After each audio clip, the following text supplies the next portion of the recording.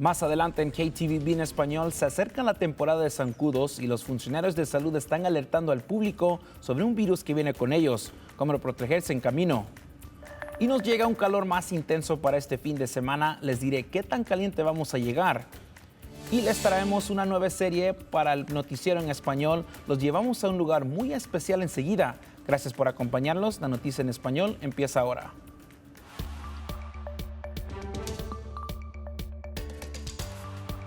Bienvenidos a KTVB en español, soy Héctor Mendoza. Empezamos con esta noticia saliendo del condado de Boise. Un joven de 15 años falleció tras un accidente y un incendio en una casa el domingo por la noche en Garden Valley. Era estudiante del 9º grado en la escuela secundaria Garden Valley y estaba dentro de la casa en Terrace Lakes cuando se encendió la casa.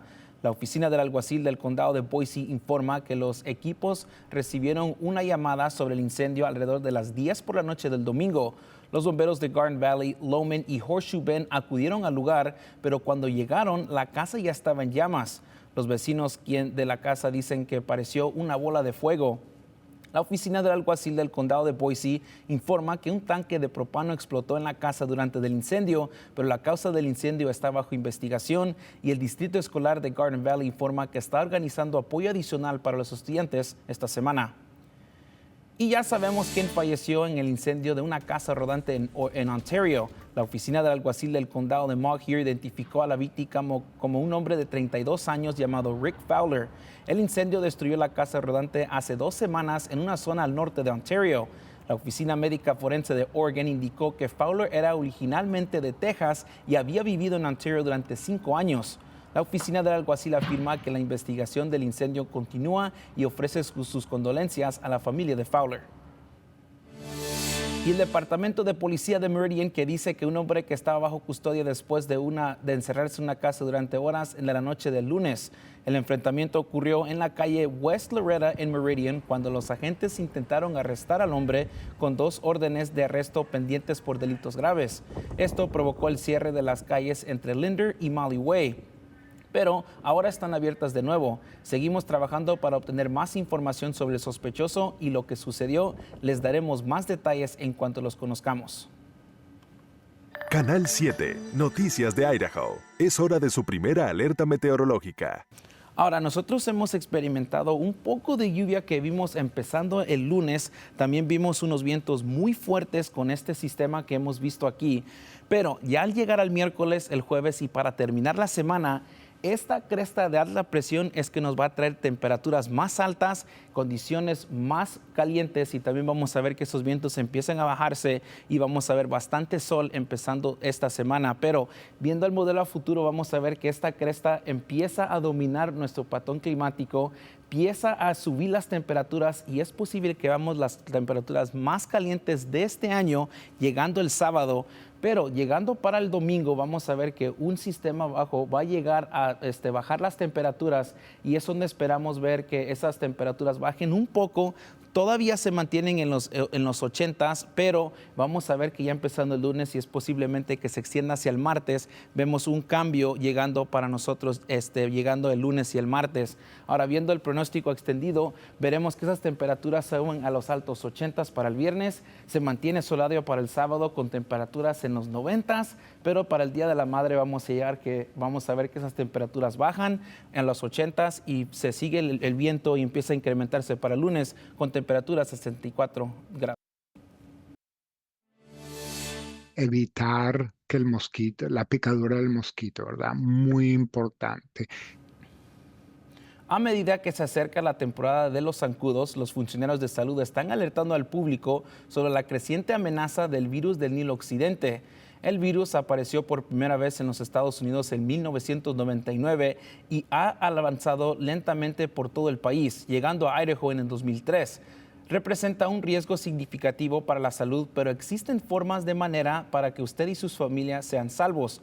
Nuestro Richard Rodríguez tiene la historia. En el calor del verano, acercándose rápidamente, las picaduras de mosquitos se vuelven más comunes. Pero esas picaduras no solo son molestas, pueden transportar un virus mortal. El virus del oeste del Nilo o el virus del Nilo occidental es una enfermedad que apareció en Nueva York en 1999 y poco a poco vino atravesando los Estados Unidos hasta que llegó a la parte oeste. Siguen un científico estatal de Oregon, Dr. Emilio Desbes, el primer caso positivo de virus occidental encontrado en el Idaho fue en 2003. Algunas personas que están infectadas muestran pocos o ningún síntoma y puede presentar como es solo un gripa. Sin embargo, para otros pueden ser mortal.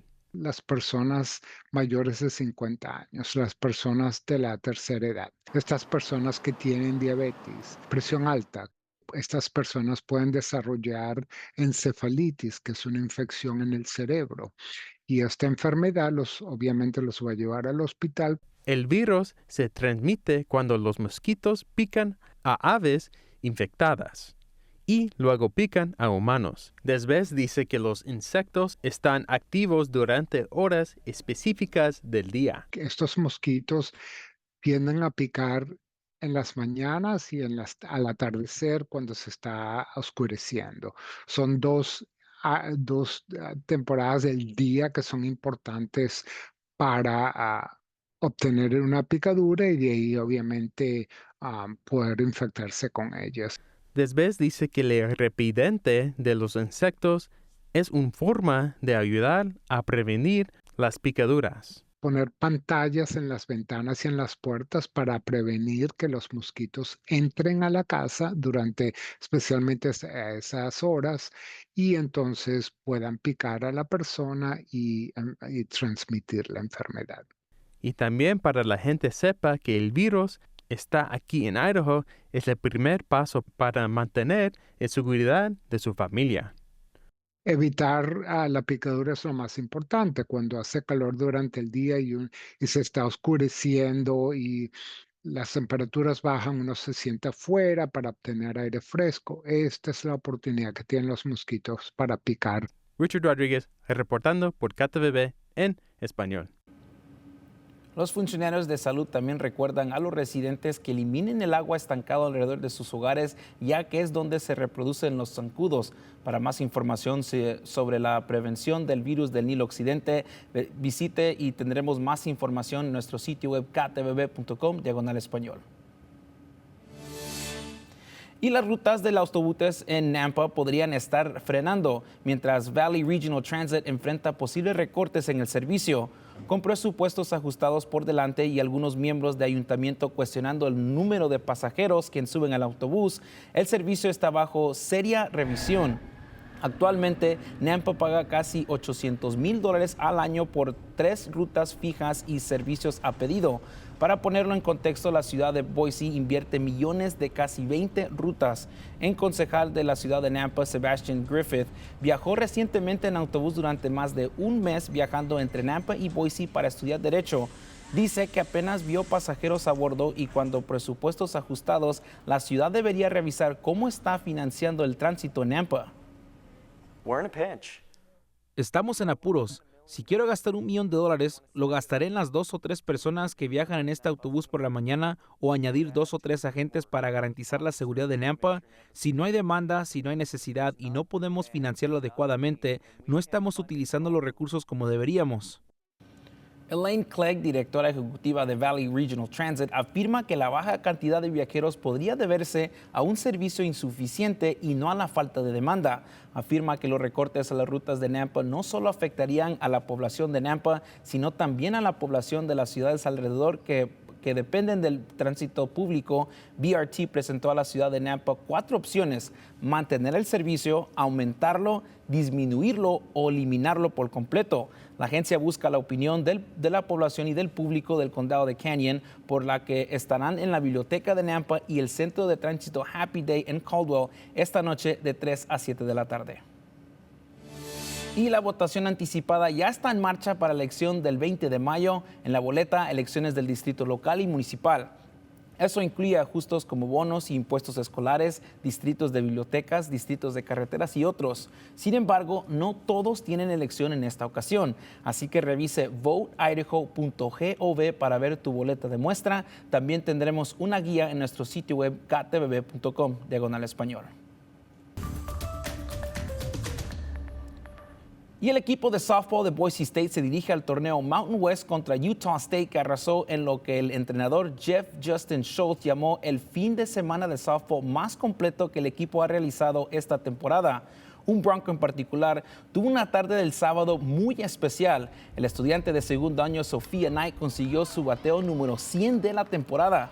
Ninguna jugadora del softball de la División 1 había superado esa marca desde 2002. Knight ni siquiera había nacido en ese año. El primer lanzamiento del torneo de los Broncos en Mountain West es esta mañana de las 4 p.m.